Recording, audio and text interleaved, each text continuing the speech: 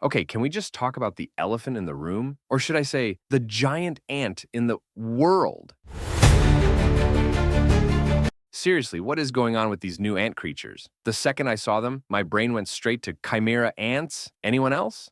Because since season 1, Solo Leveling has felt like it's been building towards a massive threat. Episode 7 just dropped, and while the action took a backseat this week, the story, you guys, the story. It was all about setting up something huge. And yeah, those ants are definitely part of it. So much to discuss. So many theories buzzing in my head. Let's jump right into this review of Solo Leveling Season 2, Episode 7, and try to figure out what the heck these ants are all about. Ready to dive in? Let's do it.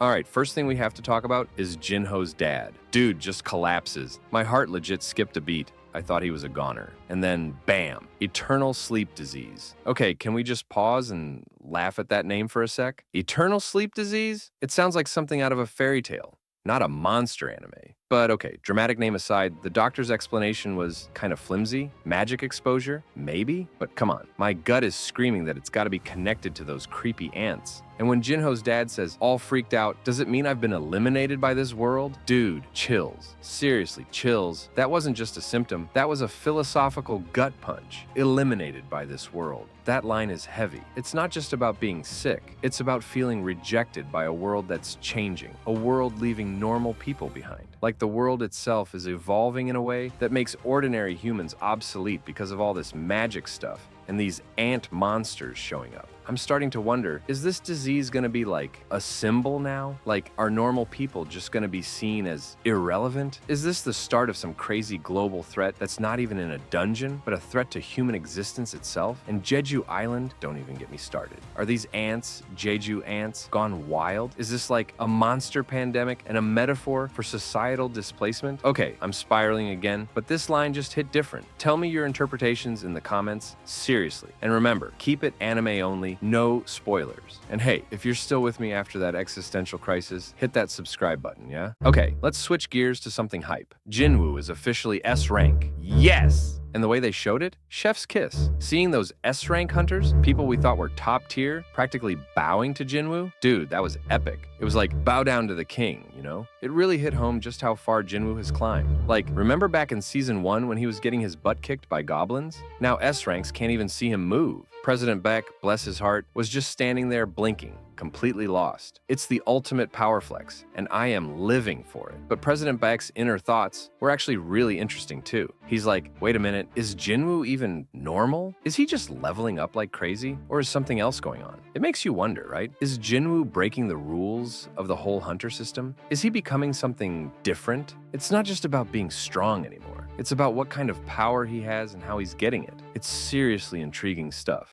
Now, animation time. So, I heard this episode was supposed to be low priority animation-wise, and I'm sitting here like, low priority? Are you kidding me? Solo Leveling's low priority is still better than a lot of anime's high priority. Seriously, even without the crazy action scenes, the visuals were still on point. I loved the little details, like how they animated Jinwoo's eyes in the artifact shop. It was subtle, but you could just feel the power radiating off him. And when he sent out his shadow soldiers to guard the city, dude looked like a necromancer Batman, just chilling on a rooftop, sending out his spooky troops. So cool. And okay, that teaser at the end with Tusk catching the sphere, cold, ice cold, and Jinwoo dodging attacks like he's Neo from the Matrix? Come on, A1 Pictures is spoiling us. They clearly care about this show, and even in the quieter episodes, they're still delivering top-notch stuff. We are so lucky to be getting this anime, week after week. This episode was so important because it set up the real big bads. These ants, and the fact that they're in the real world now. So yeah, this episode was a slower burn, but it was packed with story, packed with tension, and packed with hints of what's to come. What were your favorite parts of the episode? Let me know down in the comments. I'll be back next week for episode 8, and I'm out.